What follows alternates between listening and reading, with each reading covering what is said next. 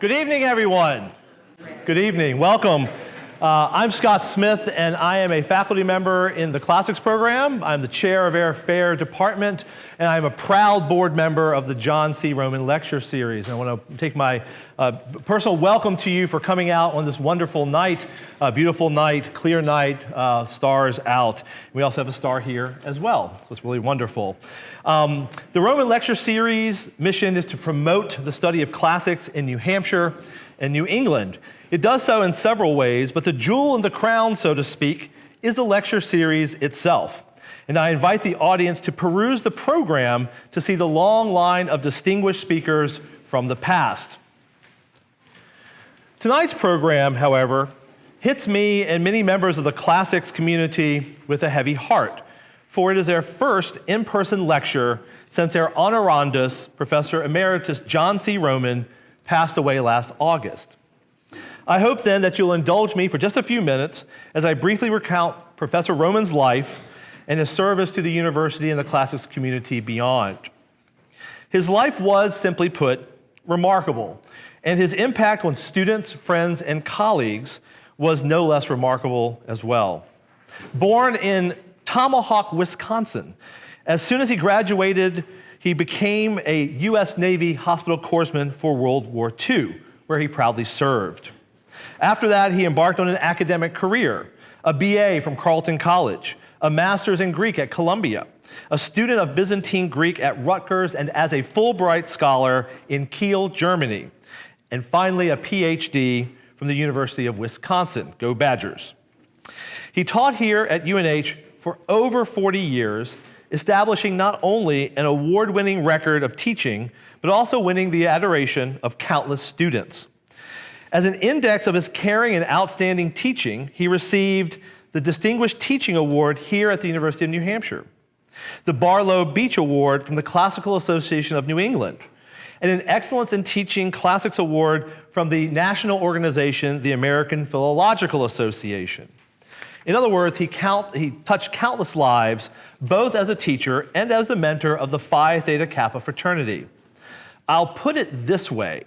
I've never had college students voluntarily come in the early morning to shovel my driveway after a snowstorm, but John Rouman did. On a personal note, John was a dear friend and perhaps the kindest man I'd ever known. His smile would light up a room, and as I put it elsewhere, even in a giant crowd, he always made you feel like you were the only person in the room. So John, we love you and hope that you're looking down today. Our series would also not be possible without the support of our donors and our board members, and I'd like to acknowledge them now.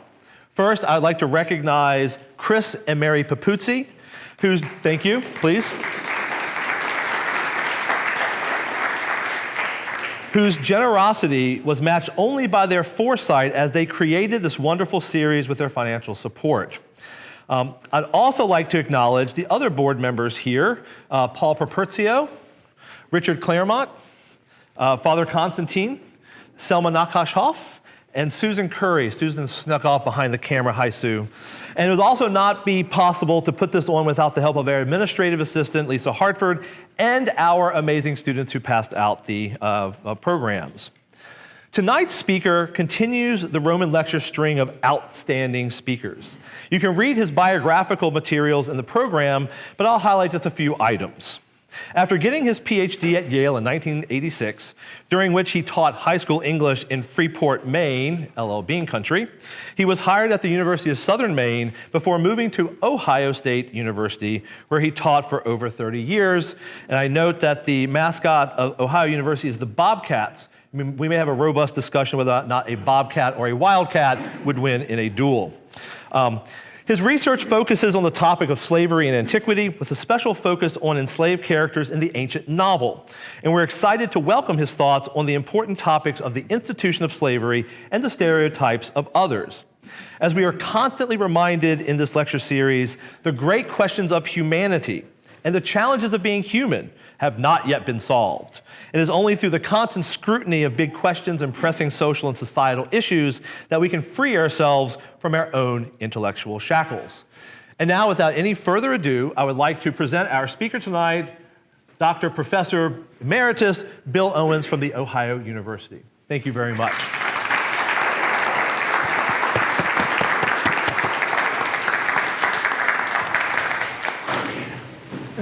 Scott, I want to thank you for that very kind invitation and also the hospitality that you and your department have shown me. And I also want to express my gratitude to the board and note how very humbled I am to speak in this series that's named after someone who is held in such esteem. It was important for me to meet John Rouman's colleagues and really his friends. And the good that he did here, I see will live after him for a long, long time. And so that is a great honor. And I'm also really pleased and honored at your presence here, everyone in the audience, that you've given up your evening to listen to me talk about stereotypes that Greek and Roman slaveholders held about their slaves. So let's move ahead and look at it. We'll begin by looking at a text by Aristophanes, his play Wealth, which was produced in the year 388 BC. Wealth is actually a title character in this play. He is an old, sort of frightened, shriveled god. And in the deep backstory, this character Wealth, had been blinded by Zeus. And as a result of that, bad things happen to good people. And maybe even worse, good things happen to bad people. That is, Wealth doesn't see who he's giving out wealth to. So there are lots of bad, undeserving people who get lots of money and lots of good people who don't at all. The protagonist of the play is an Athenian citizen. His name is Cremulus, and he wants to change this. His strategy is to get Wealth his sight back. But to do that, the first thing he needs to do is to convince Wealth to go along with the whole plan. And this would take some doing, because Wealth is still frightened of Zeus. So Cremulus has to convince Wealth that he actually has a lot of power, that he has some leverage on Zeus. Because Wealth, he's going to argue, wealth is the only thing that human beings cannot get enough of. And he goes he prepares a speech to persuade this god. With him, accompanying him, is his slave, a character named Carrion. And in this dialogue that I'm about to look at with you, Carrion keeps interrupting his owner. He keeps interrupting Cremulus. Cremulus will mention one thing that's worth having that you can get too much of, and Carrion will mention something else. Let's look at the exchange. So Cremulus says to Wealth, "No one ever gets their fill of you. There can be too much of anything else. Of love, of loaves, of the arts, of munchies, of honor, of cakes, of manliness, of figs, of ambition, of barley bread, of military command, of lentil soup." So you see what's going on here. You have this real contrast between Cremulus and Carrion. Cremulus thinks of good things as various values and aspirations. Carrion thinks of things to eat at every turn. Another way of looking at this contrast is to see that Cremulus is mentioning good things as types of things that the soul might aspire to. Carrion is thinking of things that the body would want. It's a very familiar kind of contrast that we recognize in many forms. It's the basic contrast between idealism and realism. And we see it in many different guises. You know, a popular culture one might be the show The Odd Couple, where you have the idealist Felix Unger, who always yearns to hear some sort of transcendent operatic aria, and then his roommate, ill-matched roommate, Oscar Madison, who's always thinking of some sort of transcendent corned beef sandwich that he might be able to get. Now, we think of that difference as a difference of personality very often. But it's very important to remember in the context of Aristophanes that Carrion was a slave and Cremulus was his master. And ancient Greek and Roman slave holders thought in terms of that contrast to think about their slaves. Greeks and Romans, they knew slaves were human beings. That was the whole point of owning that kind of property. But when they thought about slaves, they tended to think of slaves as a body, even though they knew they had human souls too. They thought of them as bodies that were fit for work, to carry out their commands. They thought of them as bodies that were fit to receive physical punishment if they were disobedient or failed to work well. They also thought of them as individuals whose main motivation was connected with the body. That is, they would be motivated to act in pursuit of pleasure or motivated to act to avoid some kind of pain. And Greek and Roman slaveholders, looking at these slaves who would do all that they could do to obtain pleasure or avoid pain, they saw them as acting then without any regard for morality. Slaves they thought of as being either indifferent to morality, amoral, or actively immoral. And out of this idea then, they began to think of what we recognize now as stereotypical aspects of the character of slaves and their behaviors. So slaves in this construction were habitual liars, criminals, they were untrustworthy. Male slaves were thought of as being cowards. Female slaves were distinguished because of their sexual promiscuity. Now, while slaveholders were thinking about what slaves were like, making them up this way, they were also thinking about themselves. And all of these characteristics that they were talking about as being typical of slaves were opposed to characteristics and behaviors that they held for themselves. In other words, in contrast to the lies and criminality of a slave, a free person ideally was truthful and honest. In contrast to the cowardice of a male slave, a free man ideally was courageous. And in contrast to the sexual promiscuity that was assumed of enslaved females, citizen women were had as their honor a kind of sexual restraint or modesty. So what's going on here? What we're seeing is a process of contrast and generation.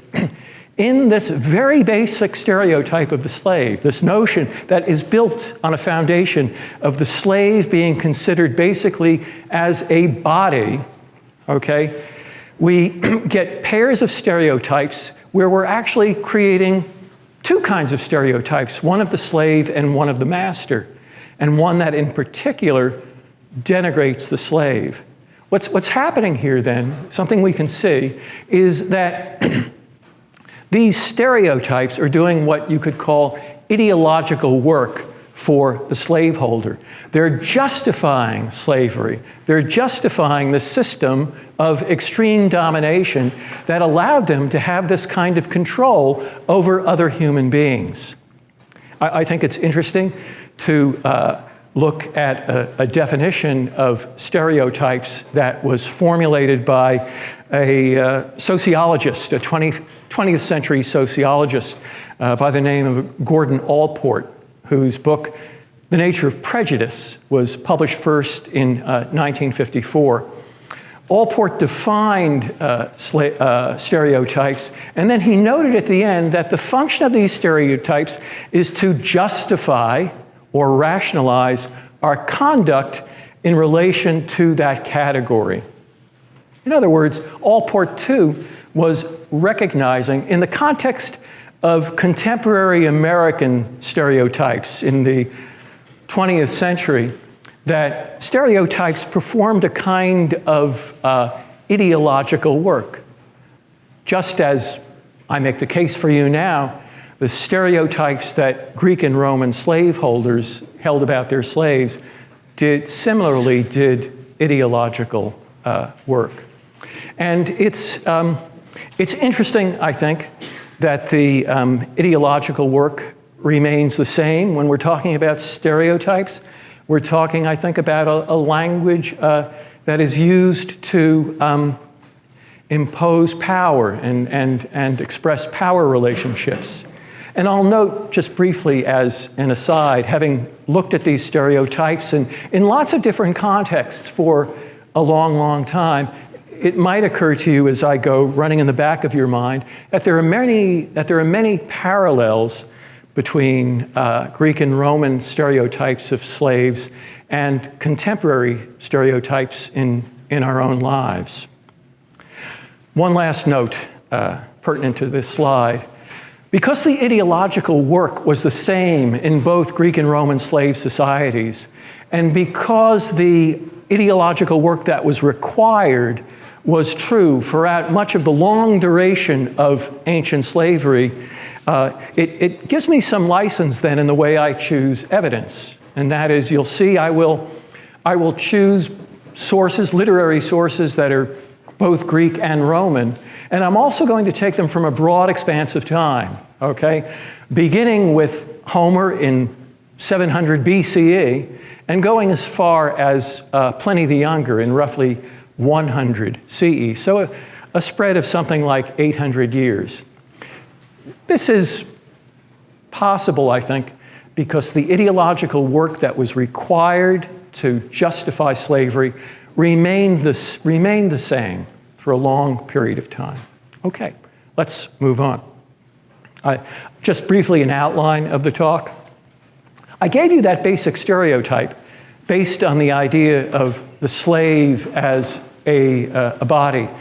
I've already said about as much as can be said that really is interesting about the stereotype itself. What I want to look at a little more closely is how two important philosophical approaches interacted with that idea of the slave as a body. One is Aristotle's, and the other is that of the Stoics. In the end, as different as the approaches were, as different as that engagement was, both philosophical groups end up accepting or even possibly justifying slavery. I think that this is an illustration both of how deeply ingrained the acceptance of slavery was in the ancient world, and also, I think, the power of this stereotypical thinking. Then I'll turn to two gendered variants of the stereotype. I mentioned them both already. The male slave as a coward, and the female slave as someone who was sexually permissible. And then, in the last of the stereotypes that we'll look at, you might remember that Gordon Allport mentioned that some stereotypes can be positive. The ancient Greeks and Romans who held slaves, they did have a good slave stereotype. And I will argue to you that that stereotype, in fact, was also diminishing. It was demeaning of the enslaved person's humanity, even the positive stereotype. And finally, I'll suggest to you a way that we might read these texts against the grain, because all of them are created by the class of slaveholders. All of them are directed to doing the ideological work that slave owners asked of them. We read them because they're important evidence for us, but we don't necessarily have to take the ideology that they imply at face value. Let's read it against the grain and see a way that we can, in a sense, see other possibilities in it. So that's the outline of the talk as a whole. And now let's go right ahead to Aristotle. Aristotle engaged with the stereotype of the slave as a body, I think, by positing the existence of a slave who was in his nature servile, in his nature a slave. he discussed this idea of natural slavery in the Politics, and it was in the context of a discussion about what were the possessions that a man needed to acquire to lead the life of a citizen. That is, what did he need so that he could have the time that he needed to use to be a citizen, attend assemblies, hold magistracies, and serve in the military. He needed tools that would help him do the heavy lifting that was required to supply life's necessity. So Aristotle noted that such a man needed to acquire tools. And these tools he then categorized. They could be lifeless or living. And he gave the illustration of the difference between a lifeless or living tool as a helmsman who held a rudder. And the rudder was a lifeless tool. But up in the front of the boat, there was a lookout who was telling him, steer to the left, steer to the right. And the helmsman then was a living tool for that, the lookout was a living tool for that helmsman. Well, the helmsman, the lookout, was not necessarily himself a slave, but all the living slaves, Aristotle, were among the living tools that a would-be citizen would need to acquire to lead the life of a citizen. So he categorizes slaves as living tools. And at the end of this initial section in the Politics, he defines the slave as a sort of living possession. Let's look at sort of what's going on here. I think we have here some very common and familiar processes of philosophy going on, categorization and definition. And Aristotle categorizes the slave as a type of tool. This is a form of denigration. A tool is something passive in the craftsman's hand. A tool is something that is really not supposed to have a will of its own.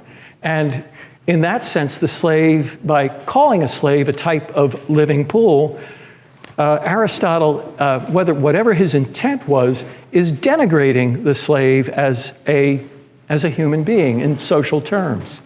Similarly with the definition of slaves as a form of property, because property was the furniture you needed for your house, the clothing you would buy, and also the farm animals that you would get to work the land, which was the basis of your wealth. So slaves are being assimilated to objects and other living creatures that are not human, that in a sense it's denigrating for a human being and denigrating to human dignity to be likened in this way. Then he turns to the question of what slaves in nature might be. And he sees a slave in nature as being a person with a defect in the soul. The Greek word is psyche. And in the definition, he explains what this particular defect in the soul is. And it's at the end of that quote. A natural slave is a person who has a soul, a human soul, that's capable of apprehending or perceiving reason in another person, like the master, but is not capable of having it himself. He doesn't himself possess it. The slave then is a person with a psychic debility, a defective capacity for reason. This too, of course, is denigrating, but it's interesting in particular how that denigration works. And that is that I think Aristotle is looking at the notion as of the slave. In the back of his mind, he has the notion of the slave again as a body. The body is there. It might even be stronger than the body of the master, but the soul is in some way defective. Defective in this particular way, in its inability to produce reason on its own. So Aristotle, in many ways, is really just reflecting this social stereotype of slaves as body and dressing it up in a kind of philosophic garb.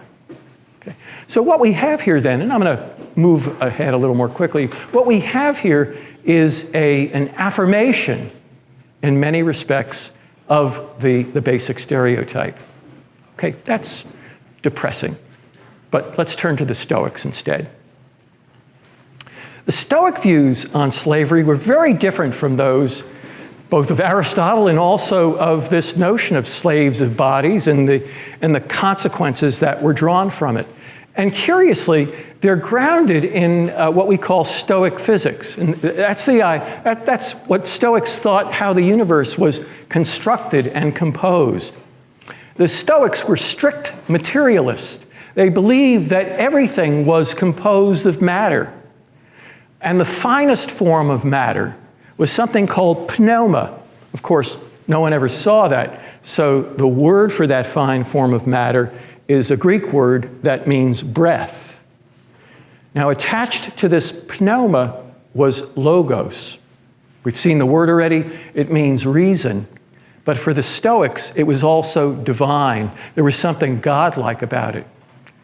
And this pneuma, which was in somehow or other the vehicle for divine logos, permeated everything that existed, the entire universe, all of creation, absolutely everything. It was even in a rock, but the logos gave the rock its shape. Spread throughout the whole universe, too, it made the universe itself orderly. It also made the universe, because it was orderly, deterministic. So everything that happens is fated. Because this matter permeated everything, including human beings, it was the material of our souls, it meant, for the Stoics, that all human beings were related. There was this notion of divine kinship. You can see maybe already how this can undermine the way that masters stereotypically thought of slaves as bodies, almost like brutes. But for the Stoics, universal kinship, the universal kinship of human beings, did not equate to universal equality. However, and this is a very interesting move on their part, logos was distributed among human beings not according to their social status. So a legal slave, very possibly, according to the Stoics, could have more logos inside him than his master. It was not related to the two. And there's something exciting in that point. So the Stoics realized that a common slave of the meanest sort might have more divine logos within him than his master.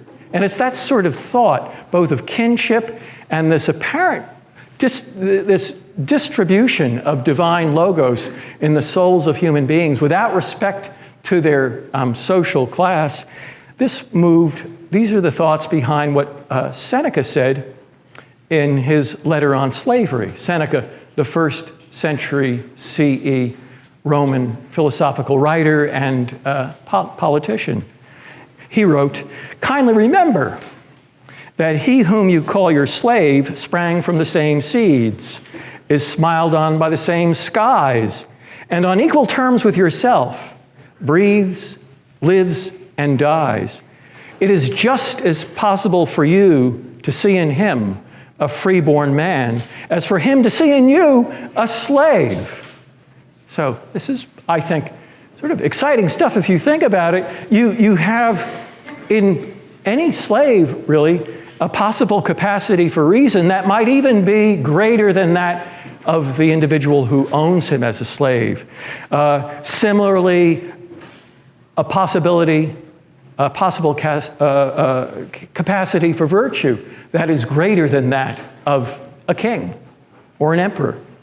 And also, in every human being, a share of divinity.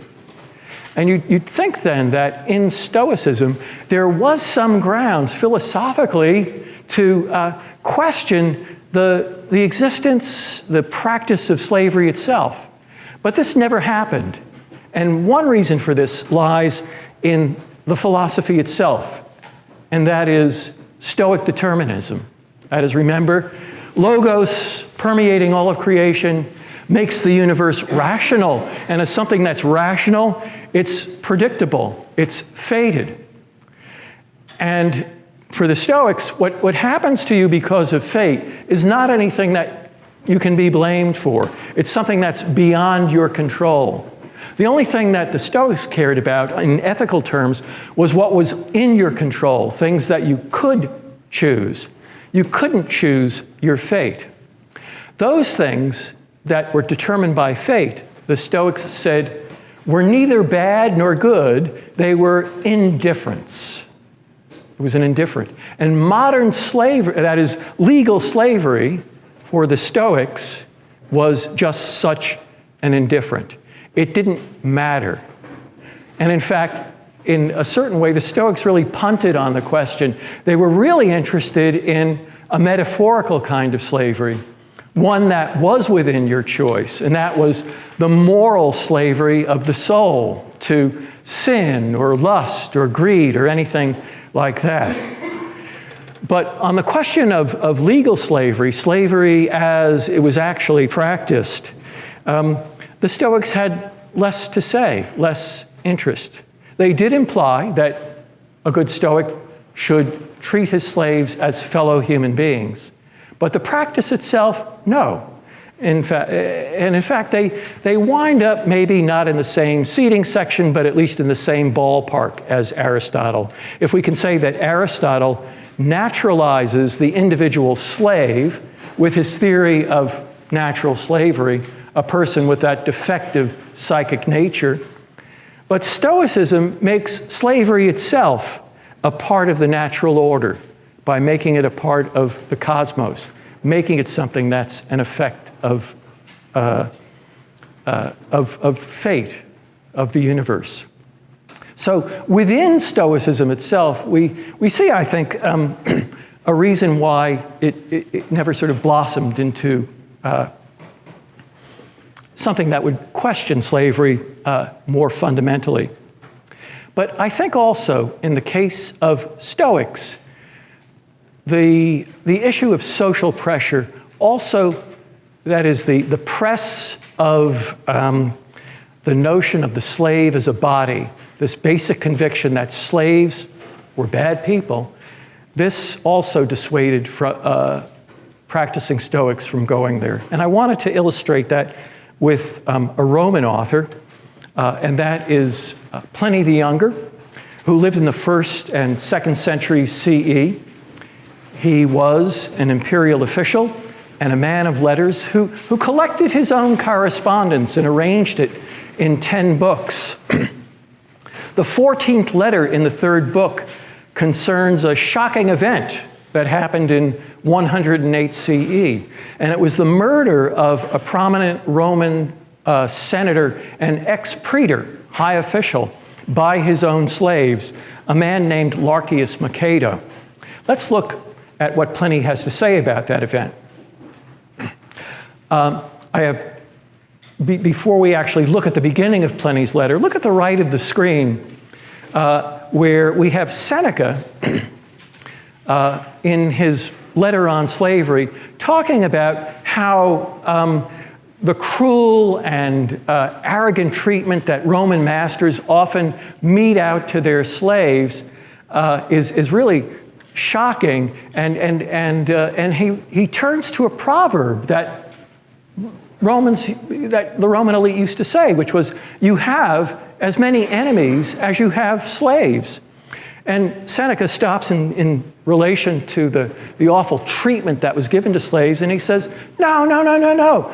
We don't acquire them as enemies. We make them our enemies. And I draw your attention to that passage because I wanted to show you how Pliny begins his letter much in that Stoic spirit. He comments on the murder of Larcius Macedo by his slaves, and then he says, he was a cruel and overbearing master. He seems to be in that same place as Seneca was, as a Stoic. I call that point A.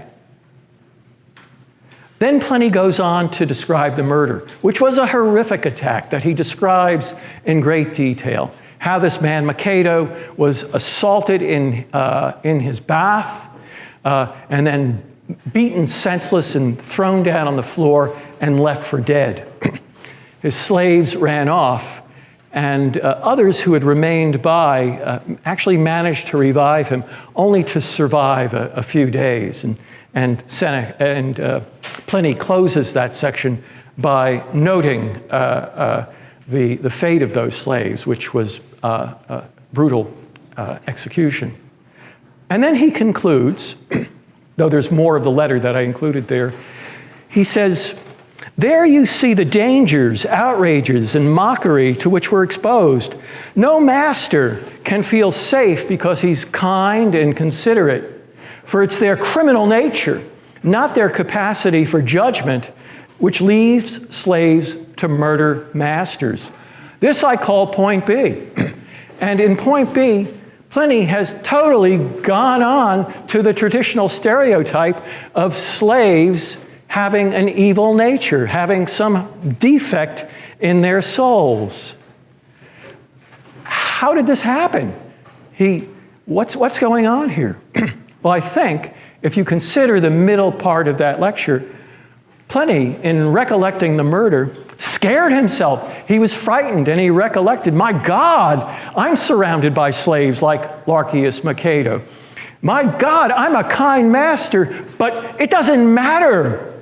They're all because they're bad. They're bad people. They have a defect in their soul. He's gone right over there. It's fear of slaves that has moved him. And he returns, and here is a practicing Stoic, someone who wants to work on that Stoic path to perfection, wants to think of his slaves as human beings, as fellow human beings. But in the end, he can't do it. He's too frightened by the fate of this man who, at the start of his letter, he acknowledged was just a cruel and savage master. Okay, so that is about the strength of that basic stereotype. We'll look now at a couple of gendered stereotypes, and I have a couple of observations on them, and we'll go on to the conclusion then. The gendered stereotype of the male slave as a coward. Think of Pliny's fear of his slaves, which was not peculiar to Pliny. It was shared widely among the slave-holding class. I think that there was a need, I'm talking here about the motivation, I think that there was a need to think of slaves as cowardly, almost as a kind of psychic soothing for slave owners. Some evidence for this stereotype of slaves as cowards is linguistic. It was routine to call male slaves, regardless of their age, boy in Greek or Latin, pais or puer. They were boys who would never come to manhood. They would never be andres or viri. In other words, they would never attain bravery, in Greek, andrea, or in Latin, virtus. There's also some interesting literary evidence here, a simple illustration, but I think also interesting for the mode that it appears in. This comes in an ancient Greek novel written about the year 170 CE by Achilles Tatius, a novel called Lysippe and Cleitophon. And they're the two protagonists, the heroine Lysippe and the hero Cleitophon, who is also the narrator. At one point in the story, Lysippe becomes enslaved, and she's being held captive, locked up, under the guard of an evil slave named Sosthenes. At a certain point, as these events are taking place, Sosthenes gets word that he's going to be subjected to torture. So he runs off, forgetting to lock the door to Lysippe's room, an illustration of the negligence of a slave. But then Cleitophon himself, who is cast as a young man of the Roman elite, then makes a general observation. He says, indeed, the whole nation of slaves are terrible cowards in matters that involve fear.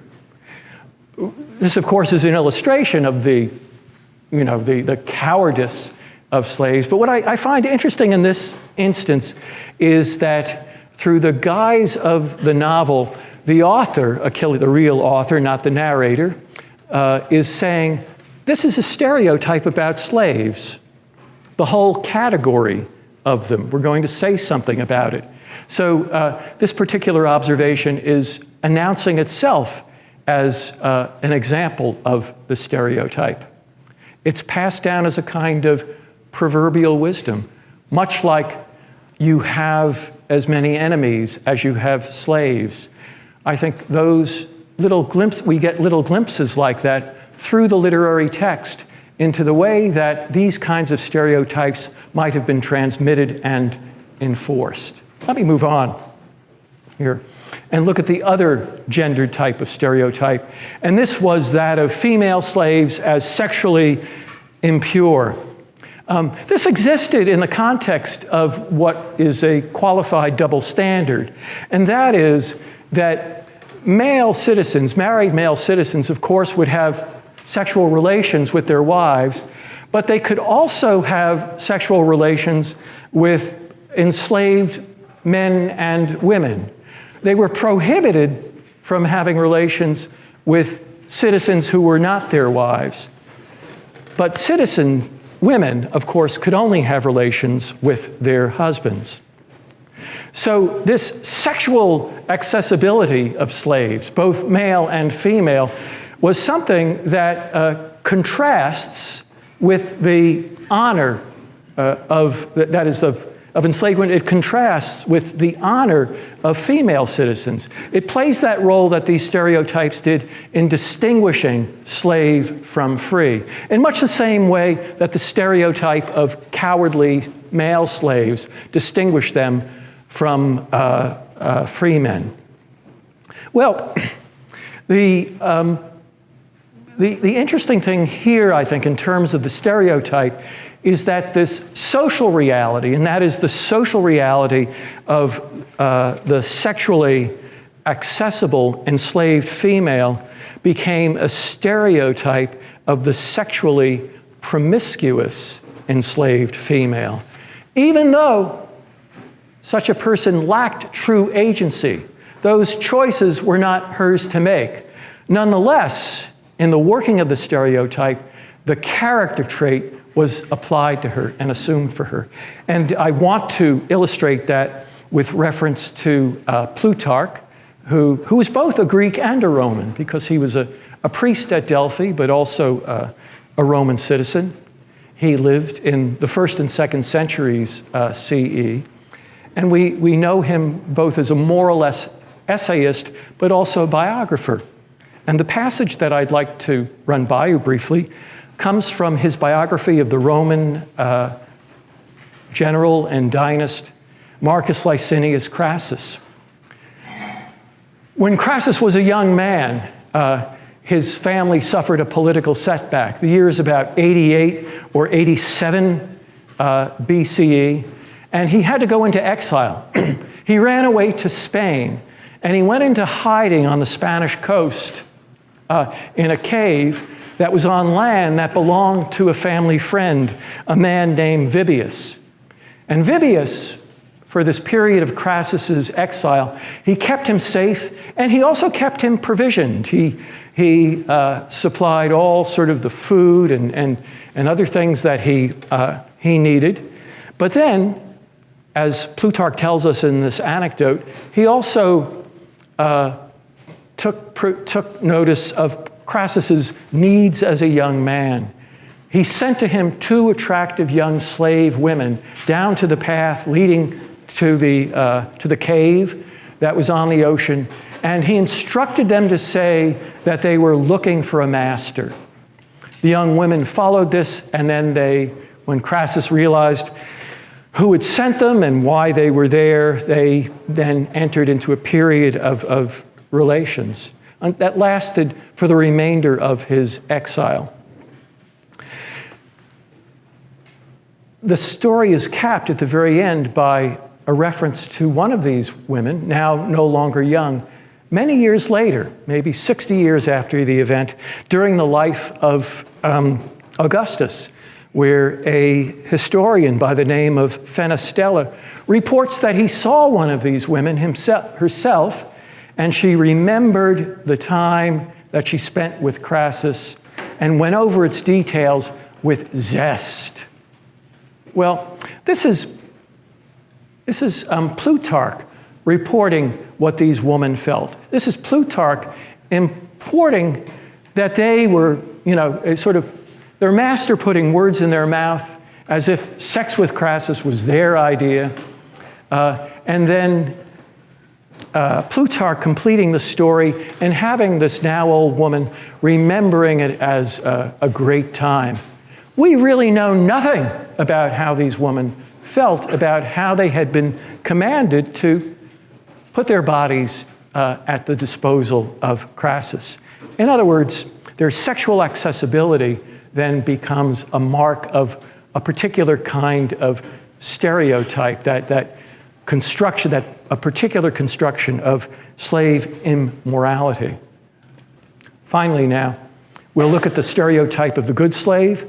I'd like you to look at the figure on the left. I don't know how well you can see it. It's an Attic grave stele, sort of like a tombstone, Attic from the territory of Athens. It comes from about the middle of the 4th century BCE, and it depicts in relief the deceased, and that is this tall woman standing on the left. The figure on the right, on her right, looking up at her and holding a box, really not too much more than half her size, is her slave. And the depiction is following a convention. The slave is depicted as someone very small, not because she was 11 years old or whatever age, but because socially she was less important. She was of less importance than her mistress. And the scale there reflects that idea. That's the literal diminishing of an individual in pictorial form. I want to talk to you about how the good slave stereotype diminished the good slave figuratively as a human being. And I would take you back briefly to the notion of the slave as a living tool, that is, a body that would perform the command of the master. And then look at the idea of the good slave, where the identity of the slave as the slave of a master displaces any other element of the slave's identity, displaces the slave's personal identity. And in a sense, the master's very soul, let's say, displaces the soul of the enslaved person in the good slave stereotype. And I think that this is maybe, in its way, even more insidious, more discouraging than the negative stereotypes of slaves. The illustration I wanted to show to you comes from my oldest evidence. It's from Homer's Odyssey, the 17th book, and it depicts Eumaeus, who was the slave of Odysseus. When Odysseus has finally come home from his long journeys and made his way to Ithaca, he's in disguise. And so he goes to his swineherd's hut, still in disguise. He's not going to reveal himself. Eumaeus doesn't know him. And Odysseus takes him into conversation. And Eumaeus, who had been born a free man, and a free child he had been born. He was a free baby, actually. He had been born free. And was kidnapped and sold as a slave to Odysseus's family. He remembers his parents. He remembers his natal identity. But he says about his parents, "I do not grieve for them as much, although I long to see them with my own eyes in my own homeland. I do not grieve for them so much, but rather I am seized with longing for the lost Odysseus." Ancient Roman elites would have looked on Eumaeus as a really admirable character, a good slave, the original, the good slave in the Greek and Roman tradition. I see him as a diminished and rather sad individual. That may be anachronistic. Now, let's conclude by looking at how to read against the grain. And my text here is now Roman. We're going ahead over 700 years and looking at an agricultural writer named Columella, who wrote a work called On Agriculture. Covers every aspect of the agricultural business, including labor issues and how you staff farms. And Columella advises that if you have a kind of farm that's hard for you as the owner to visit and inspect on a regular basis, it's really not a good idea to staff that farm with slaves who are supervised by a man who himself is a slave. And why is that so? Well, if you look at the Columella passage, you see that he is rehearsing again all of those basic stereotypes about slaves. They lie and they cheat, they're negligent, they're unreliable, you can't count on them, and if you entrust a farm to slave workers under slave management, you risk losing your entire investment. That's reading that with the grain. How might we read it against the grain? Imagine for a moment that slaves actually didn't want to be slaves. It's a safe assumption. Remember, Romans themselves used to say, you have as many enemies as you have slaves. So when you have slaves who are not properly supervised, as it were, they will try to get away with what they can get away with. But what does it mean in this case for them to get away? They are in effect resisting slavery, staking out some territory for themselves. And instead of looking at a passage like this as evidence for the character of slaves, we instead might see a number of virtues like courage and resilience and restraint in the face of very, very difficult circumstances. Thank you very much.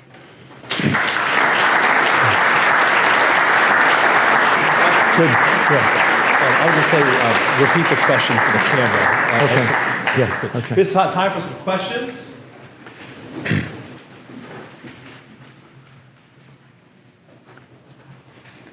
Father. Yeah, I had a question. The amount of slaves that were in Rome during the time, and most of the slaves, a result of capturing another civilization or area, and these were the vanquished people that were brought back to Rome to service the aristocracy. Yes? Yeah. And I missed the question part Well, I was of your... trying to figure out how, the amount of slaves that were in Rome during the classical period. Mm-hmm. And if indeed they were a threat to the aristocracy, as they thought, or they were captured slaves, they were captured people that were brought back to service the aristocracy. Yeah. Well, Rome, over its period of conquest, Rome acquired slaves from all over the Mediterranean. And I think and they were there in large numbers. And there was a sense that they were a threat, always potentially. So the kind of fear that we saw in Pliny was general. Under the reign of Nero, there was a proposal to make slaves wear distinctive costumes. And it was rejected when it was pointed out that this would only result in a demonstration of the large number of slaves that existed, and in a sense make the threat even greater. So, the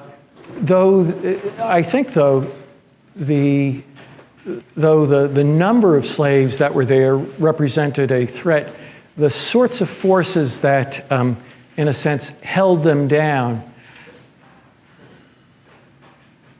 kept them largely in order, even though there would be outbreaks of violence, such as I mentioned to you in the case of Larcius Macedo.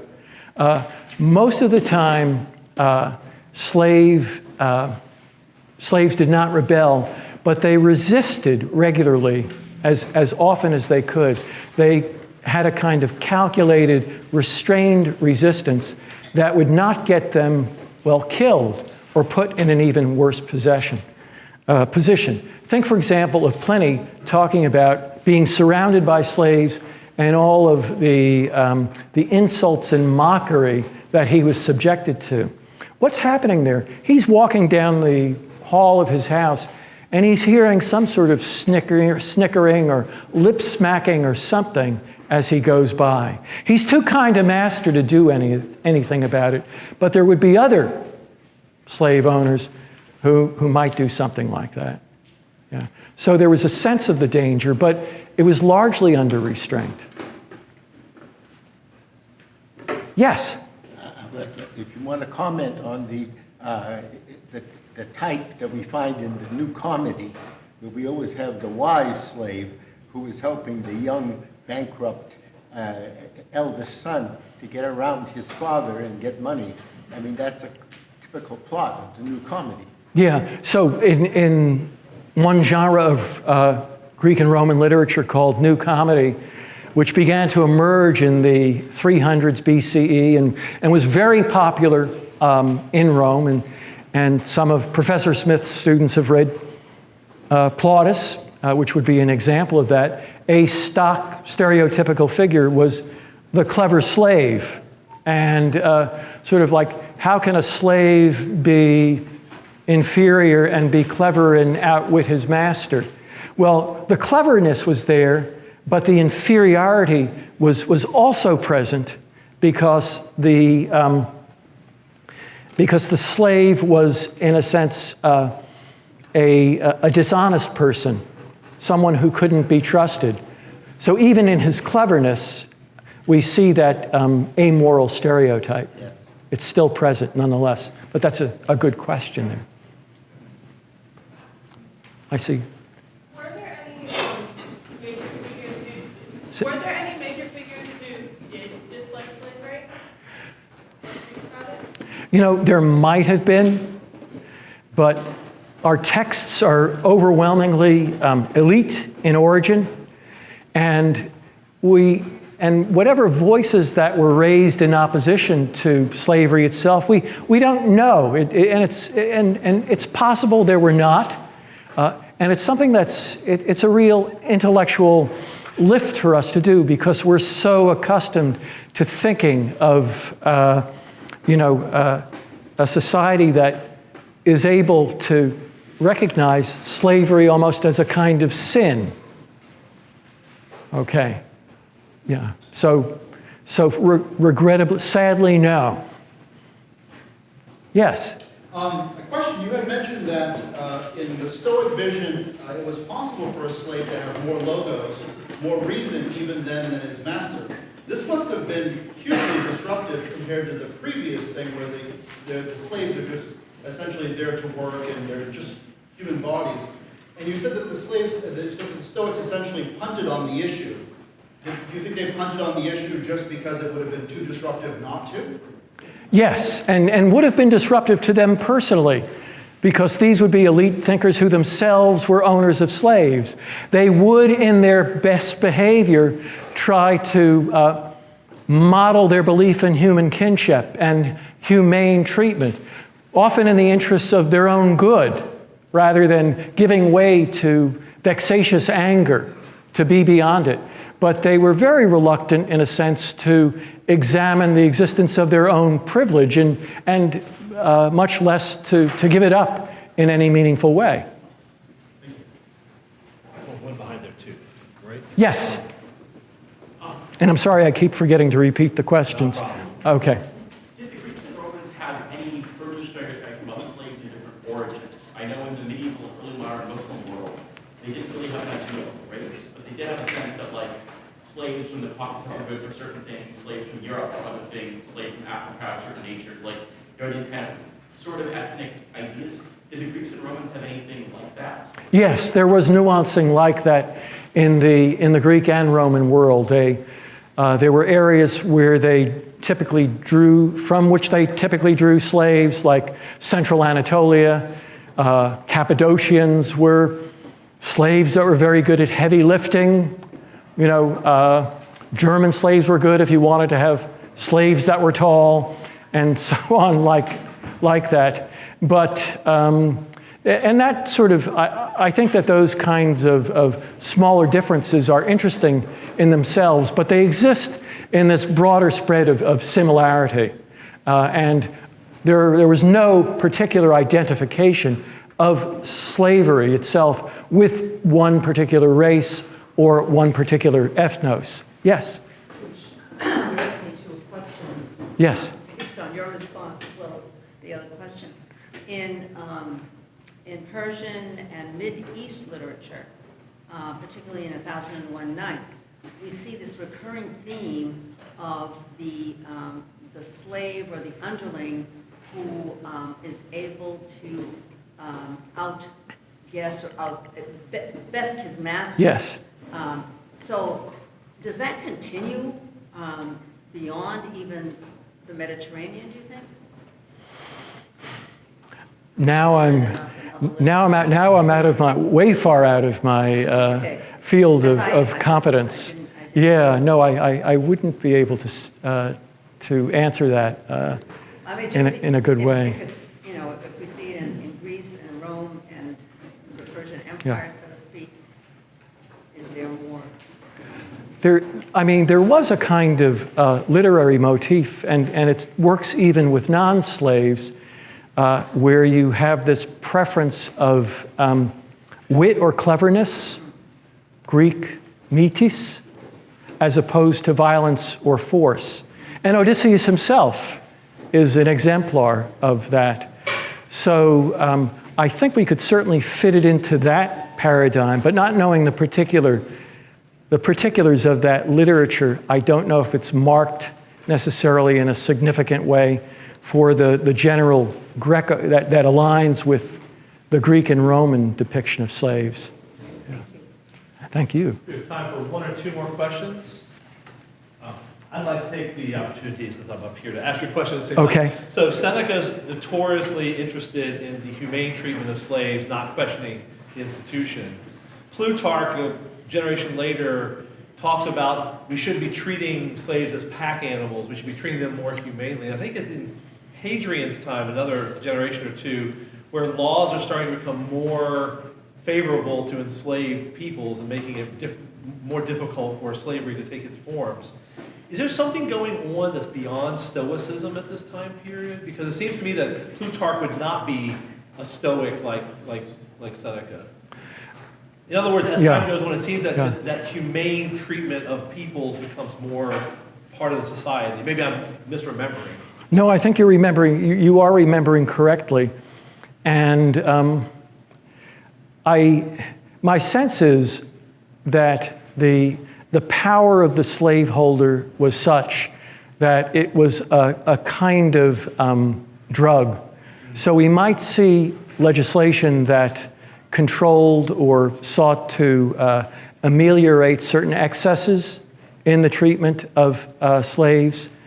And I think the motivation for that kind of legislation, I would not dismiss out of hand its humane impulses, but there was also a real concern about the excesses. Masters who were excessively cruel, like Larcius Macedo, represented a cause of concern to other slaveholders for what they might inspire. And Romans remembered that at times, though it was rare, slaves might break out into rebellion. It happened seldomly, but the memory of those rebellions lasted. So in the legislation we read, there is reference to those sorts of concerns, how it was in the interests of the state. So the motivation, there was some humanity in the motivation, but it was mixed, I think. And in practical terms, the power of slave owners was unchecked. And as a form of unchecked power, it had always the potential to grow to an extreme.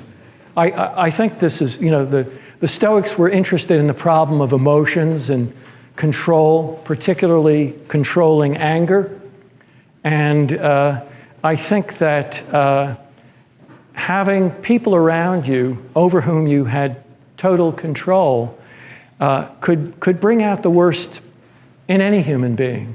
That it made, I won't say that it made every master into a rageaholic, but it made rage a particular problem in society in a way that maybe it doesn't exist in ours. Last chance. Sue Curry has one behind the... Oh, so, okay. So we read Petronius's, bits of Petronius's Satyricon, the dinner with Trimalchio scene. So I'm thinking about Friedman and the way you ended talking about maybe slaves kind of overseeing other slaves is not the most efficient or productive way to manage a farm. Do you see the stereotypes as sort of clinging to the freedmen? Because we see an increase in freedmen being involved in various sort of important roles as the empire gets going. Is there some sense that a freedman would not carry these stereotypical qualities with them, so that you're better off with a freedman than a slave, or is there nothing suggesting that that's an advantage of them?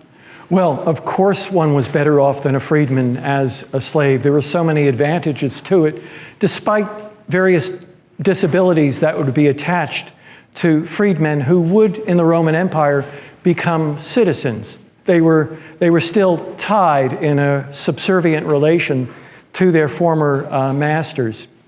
But socially, the stigma of slavery was still attached to them, mutated a little, adapted for their new condition in life. And there was reference in Roman law, in the jurists, to what was called the stain of slavery, which persisted.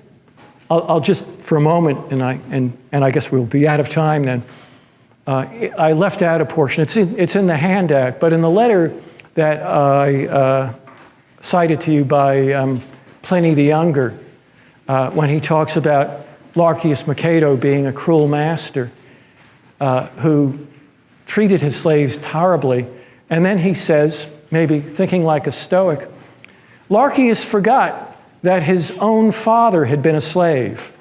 Okay? So he says, we're talking about Stoic ideals of recognizing the humanity of others. This guy even forgot his own father had been a slave. And then Pliny stops and he says, really sort of wickedly, or maybe he remembered all too well.